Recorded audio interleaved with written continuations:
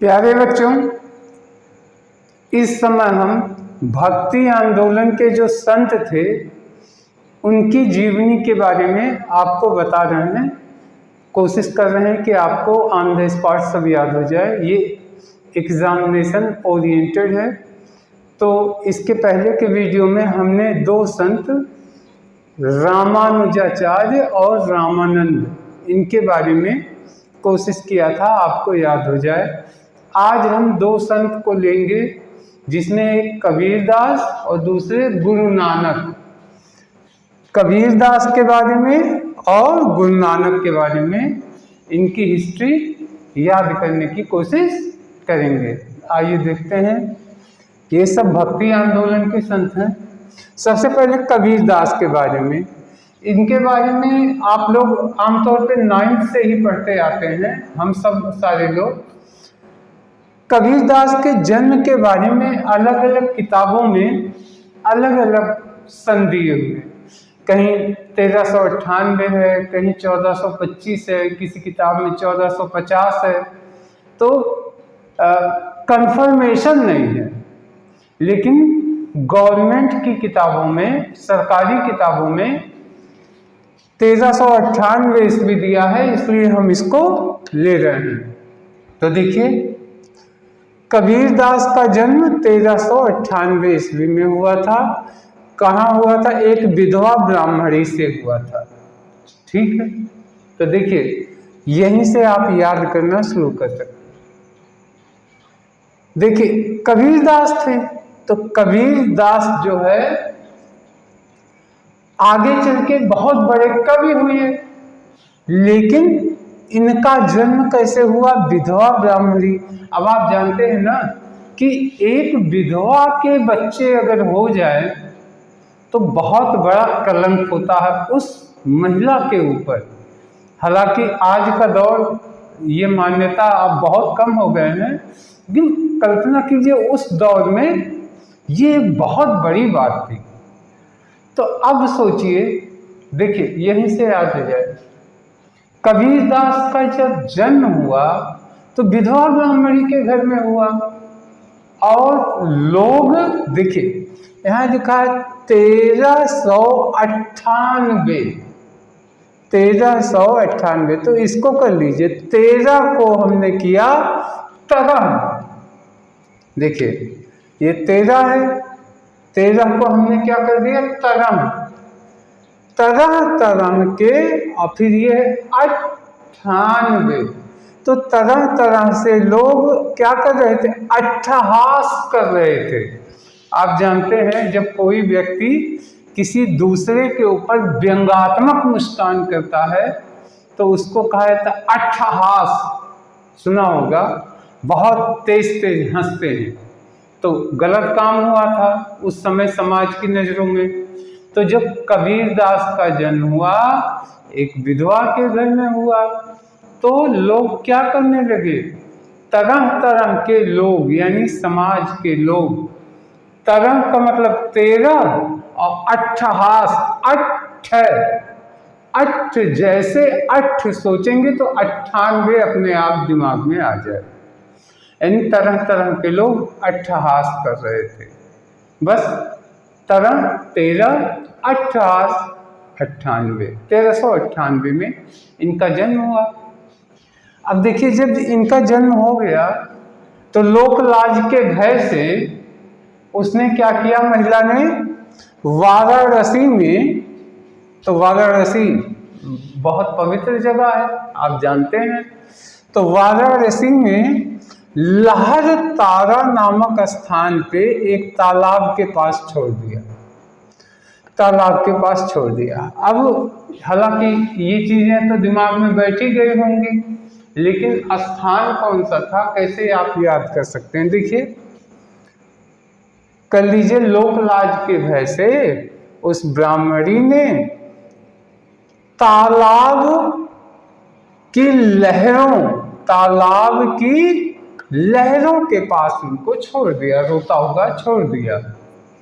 तो ऐसा तालाब था वाराणसी में। तो वाराणसी में देखिए गंगा जी बहती ही है, उन्हीं से निकल के थोड़ा सा पानी इकट्ठा हो गया, कल्पना कीजिए, तो तालाब हुआ। लेकिन उसमें लहर थी, तालाब की लहरों के साथ वहीं पे छोड़ दिया। तो अब जैसे लहर दिमाग में आएगा तो लहर तारा आ जाएगा, क्योंकि पानी में ही तो लहरें उठती हैं, तो तालाब की लहरें तो लहर तारा। अब जो है क्या हुआ, जुलाहा दंपति थे, जुलाहा दंपति नीमा और नीरू। तो देखिए जुलाहा लोग क्या करते थे, आप सीधे रूप में जाने तो धोबी लोग कपड़े धोते हैं, उन्हीं काम को जुलाहा कहते हैं। तो देखिए अब तो एडवांस हो गया, अब तो लोग जो है वॉशिंग मशीन में धुलते हैं, लेकिन हमारे होश की बात है, मैंने देखा था तालाबों के पास धोबी लोग कपड़े ले जाके वहीं तालाब के पास धुलते थे।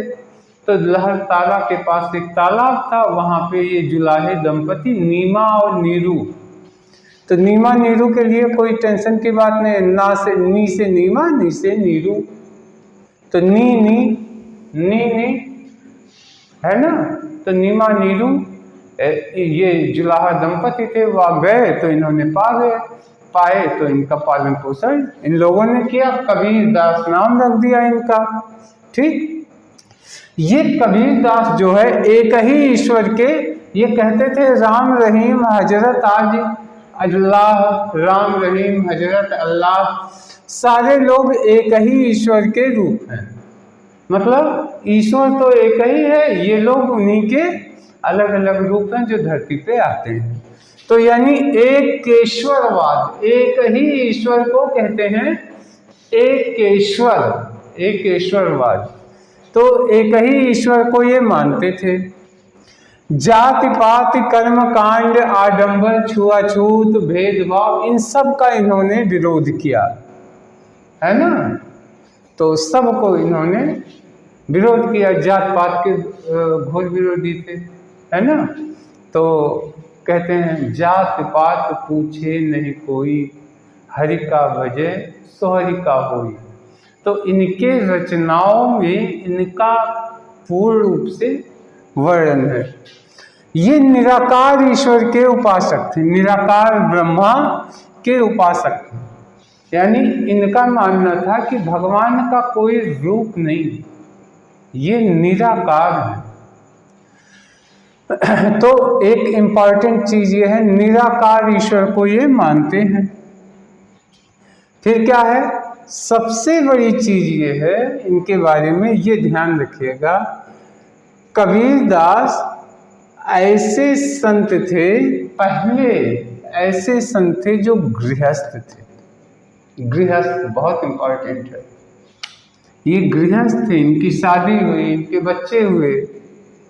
तो पहले ऐसे संत हुए जो गृहस्थ थे, बाद में और भी संत हुए जो गृहस्थ हुए, लेकिन इनका एग्जाम्पल मिलता है।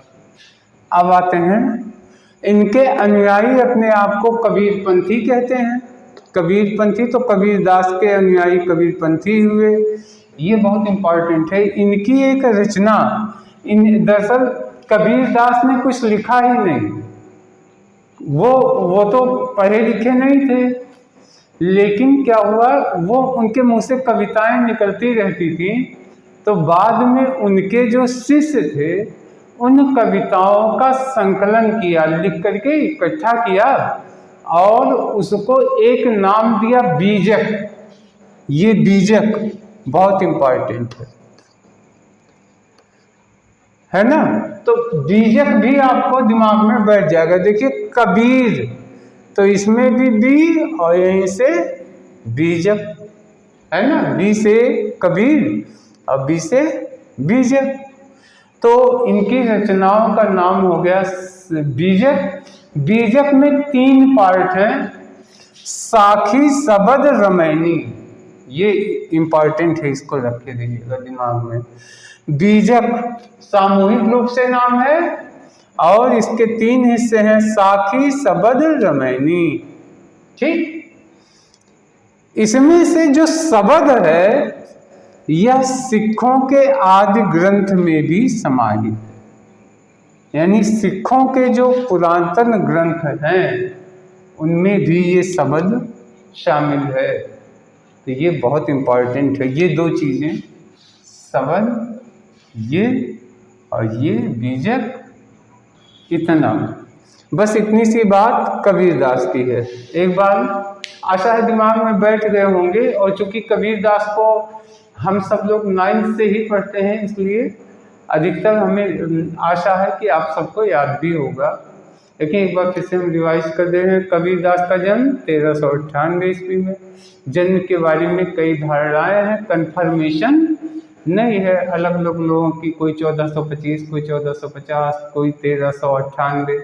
ये सरकार की किताबों में 1398 है, इसलिए हमने इसको लिया 1398। यानी तरह तरह से अट्ठहास करने लगे, क्योंकि ये एक विधवा ब्राह्मणी के पुत्र हुए, और लोकलाज के भय से इन्होंने इसको कहाँ छोड़ाई। एक स्थान था लहर तारा वाराणसी में, वहाँ छोड़ाई।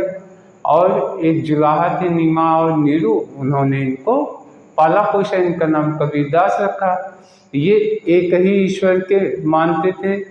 इनका कहना था राम कृष्ण हजरत अल्लाह ये सब के सब एक ही ईश्वर के रूप हैं। और जो है हाँ, ये छुआछूत, जाति पात, आडंबर, पाखंड, कर्मकांड, इन सब का इन्होंने घोर विरोध किया है। दूसरा, निराकार ब्रह्मा के उपासक थे। ये कहते थे भगवान का कोई रूप है ही नहीं, तो निराकार ब्रह्मा के उपासक हो गए। और इनकी रचनाएं क्या हुई गई, बोलते रहते थे और श्लोक सुनते रहते थे, घूमते टहलते। खुद ये पढ़े लिखे नहीं थे। और जो है इनके बाद में इनके शिष्यों ने उसको संकलित किया, उसका नाम रख दिया बीजक। बीजक के 3 हिस्से थे, साकी, शबद, रामायणी, जिसमें से शबद को सिखों के आदि ग्रंथ में भी सम्मिलित किया गया है। ये इतना कबीरदास का इतिहास हो गया। अब हम बात करते हैं गुरु नानक की। अगले गुरु हैं गुरु नानक।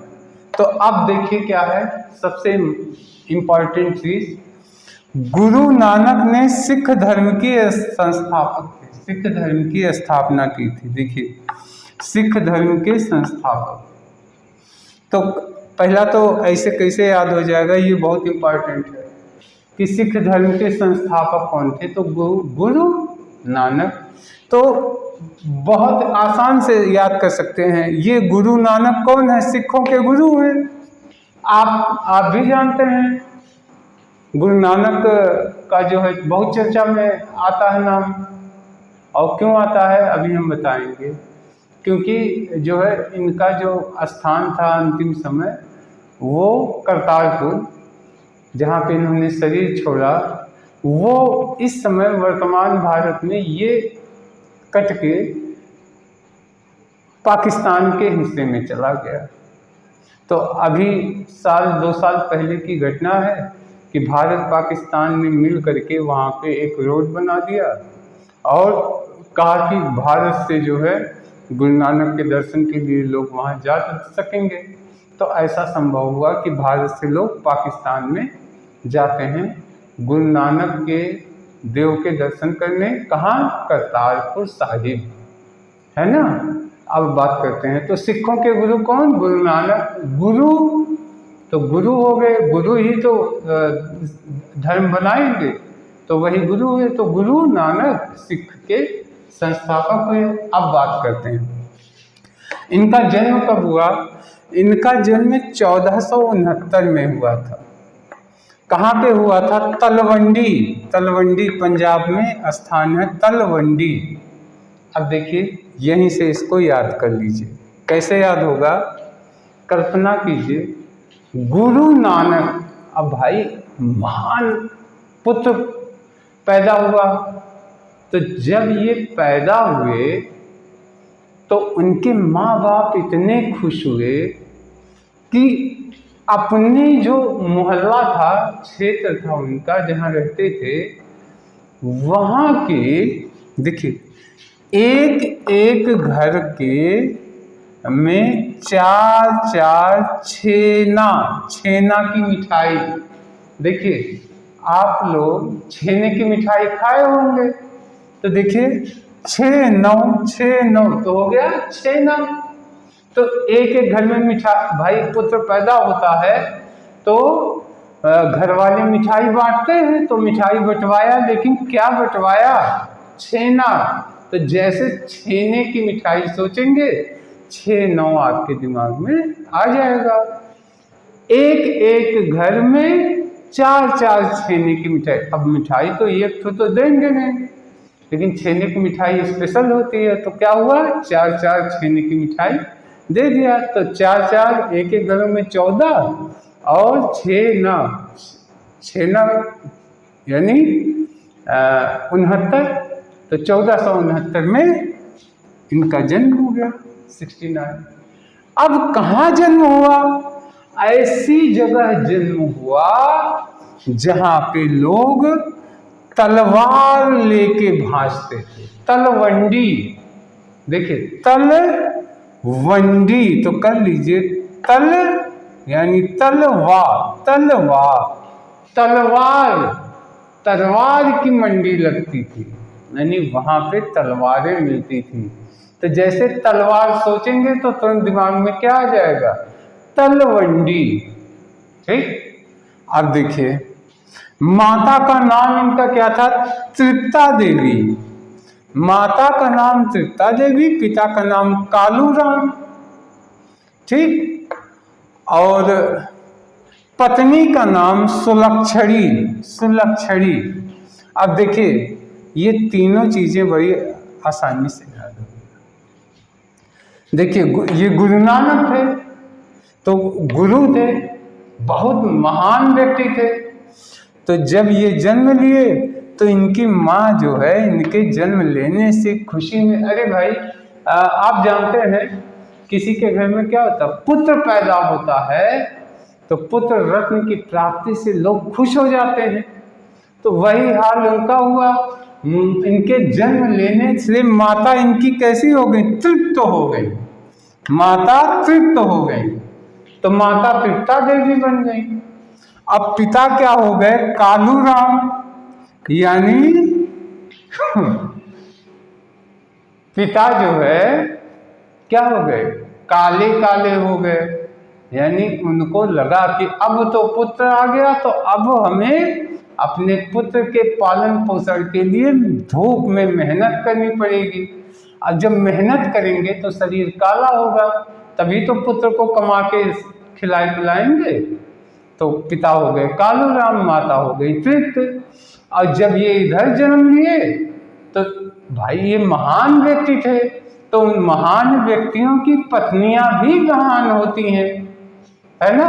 भगवान राम की पत्नी सीता जी, तो भगवान राम महान थे, इसलिए सीता जी भी महान थी, है ना। तो ये सोचिए उनकी पत्नी भी जन्म ली जिनसे शादी होने वाली थी, तो वो कैसे होंगी? जब ये गुरु हो गए महान व्यक्ति, तो उनकी पत्नी भी सुलक्षणी, यानी बहुत सुंदर लक्षणों वाली ये उनकी पत्नी थी। ठीक। तो पत्नी भी कैसी थी? बहुत ही सुयोग्य, सुलक्षणी। जैसे ही सोचेंगे तो दिमाग में आ जाएगा। इन्होंने क्या किया था? ये गुरु नानक देव ये पूरे देश में घूम घूम के, तो देश का 5 बार इन्होंने चक्कर लगाया, 5 बार। तो ये करते क्या थे? देश भर में जगह जगह घूमते थे, वहां कीर्तन करते थे और फिर आगे यात्रा चले जाते थे। इस तरीके से इनके ढेर सारे फॉलोवर बनते जाते थे। तो देखिए इनके 5 बार इन्होंने चक्कर लगाया, तो उसको उदासीस कहते हैं, उदासीस, है ना।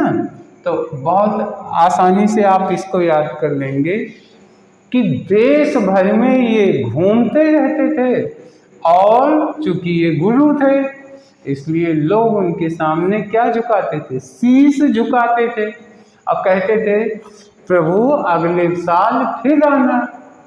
तो उनको दर्शन देने के लिए फिर अगले साल वो घूम के जाते थे। इस तरीके से पूरे देश में 5 बार उन्होंने चक्कर लगाया। लोग शीश झुका सकें, उनके दर्शन कर सकें, उनसे लाभ प्राप्त कर सकें, इसलिए 5 बार जो है देश का चक्कर लगाया, उसको कहेंगे उदासीस।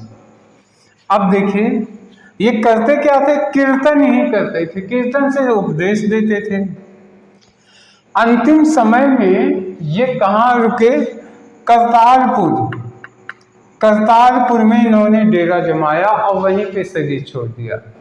और दुर्भाग्य से ये करतारपुर भारत 47 में विभाजन के समय पंजाब का ये हिस्सा चला गया पाकिस्तान को, जबकि ये आपका बॉर्डर से, अमृतसर के बॉर्डर से मुश्किल से 12-15 किलोमीटर की दूरी पे है। उसके पहले करतारपुर पे लोग ऐसे नहीं जा सकते थे, तो वहाँ पे एक मीनार बनी हुई थी बॉर्डर पे, वहाँ से चढ़ के लोग दर्शन करते थे। लेकिन 2-3 साल से करतारपुर और भारत पाकिस्तान के बीच समझौता हुआ, तो अब दोनों तरफ से सड़कें बन गई और इधर से लोग वहाँ तक दर्शन करने जाते हैं। तो करतारपुर बहुत चर्चित समय, इस समय तो चर्चित है, क्योंकि पिछले 2-3 साल में करतारपुर से जुड़ी बातें अखबार मीडिया में आती रहती हैं। तो गुरु नानक देव का यहीं पे अंतिम समय इन्होंने शरीर त्यागा था।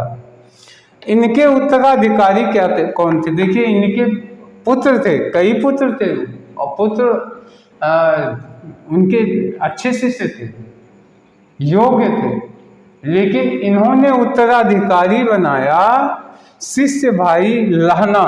लहना उनका असली नाम था अंगद। अंगद को ही इन्होंने अपना उत्तराधिकारी घोषित कर दिया था। और सिख धर्म के संस्थापक थे। तो आशा है दिमाग में बैठ गया होगा। अब एक बार फिर से हम रिवाइज कर दे रहे हैं। गुरु नानक, इनका जन्म कब हुआ? 1469 में हुआ। सिख धर्म के संस्थापक थे और 1469 में कहाँ पे हुआ? पंजाब में तलवंडी नामक स्थान पे हुआ। इनकी माता का नाम तृप्ता देवी, पिता का नाम कालूदास और पत्नी का नाम सुलक्षणा था। इसके अलावा जो है ये घूम घूम के कीर्तन करते थे। पूरे देश का 5 बार उन्होंने चक्कर लगाया। उनको उदासीस कहते हैं। और इसके अलावा कीर्तन से उपदेश देते थे। अंतिम समय में ये कहाँ पे डेरा जमाए? करतारपुर में, वहीं शरीर त्याग दिया। इनकी समाधि भी वहीं पे बनी हुई है करतारपुर में, और इसलिए वो तीर्थ स्थल बन गया है। और इन्होंने अपने पुत्रों के रहते हुए भी इन्होंने शिष्य भाई लहना, अंगद नाम था उनका, उनको अपना उत्तराधिकारी घोषित कर दिया और सिख धर्म की स्थापना की। तो प्यारे बच्चों, आशा है गुरु नानक के बारे में भी टॉपिक कुछ तो दिमाग में बैठ गई होगी। दोबारा आप सुनेंगे तो लगभग सारी टॉपिक मेन याद हो गया होगा। तो इस वीडियो में इतना ही। अब हम नेक्स्ट वीडियो में फिर लेके आएंगे। तब तक के लिए धन्यवाद, नमस्कार।